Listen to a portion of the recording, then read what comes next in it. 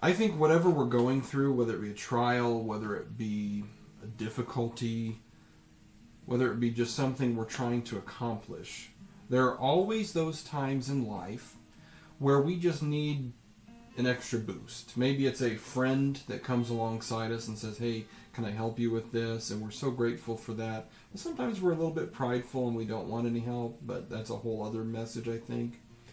Or maybe it's a family member that says, hey, I saw you struggling. Can I be a part of this struggle with you? And there's something really sacred about that, I think. Or perhaps it's, all of a sudden you received a reimbursement check that you weren't experiencing. But overall, I think all of us get through life, and there are those instances in which the bridge must be built to get just beyond what we can reach, right? Psalm 46:1 says this, God is our refuge and strength, an ever-present help in times of trouble. Sometimes when we try to take care of those times of trouble ourselves, we hit a brick wall, metaphorically. Maybe physically. I don't know. But we hit this brick wall and we become so frustrated and angry. We become so jaded, perhaps, because we thought we had the abilities. We thought that God has blessed us with the abilities to get through all of this. When in actuality, what God is trying to tell us, I think, through a passage like this is that we are to lean in Him in all times, big and small. Sometimes we come to God and we say, well, God, this is a little bit too small for you to care about, so it's probably dumb. It's probably stupid. But God wants those things too. Or God, this is way too big. I don't want to burden you with this. I know that you have 7 billion other people to care for. But God still cares about that as well.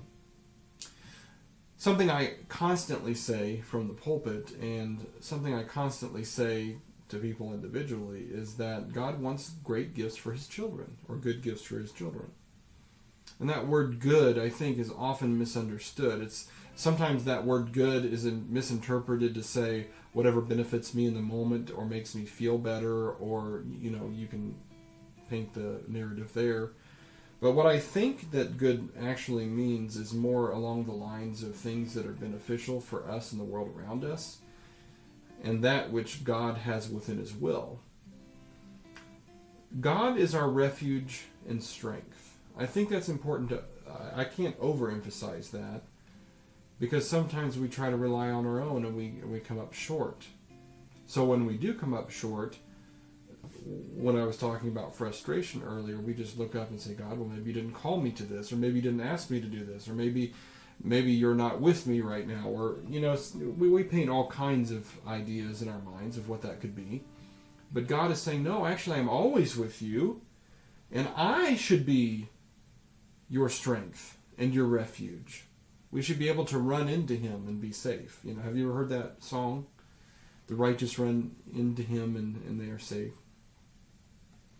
We are constantly bombarded day by day by day with things that are vying for our attention, and they don't make sense to us. They're confusing.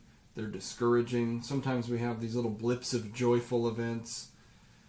But for the most part, we are going to become more and more isolated and angry, and even probably withdraw into sin from time to time if we are not leaning on God as our refuge and strength.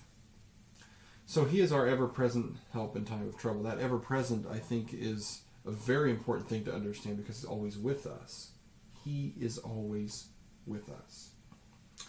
Remember that God is all ever-present. He is our refuge and strength. And He is there for when you have trouble. Have a great rest of the week.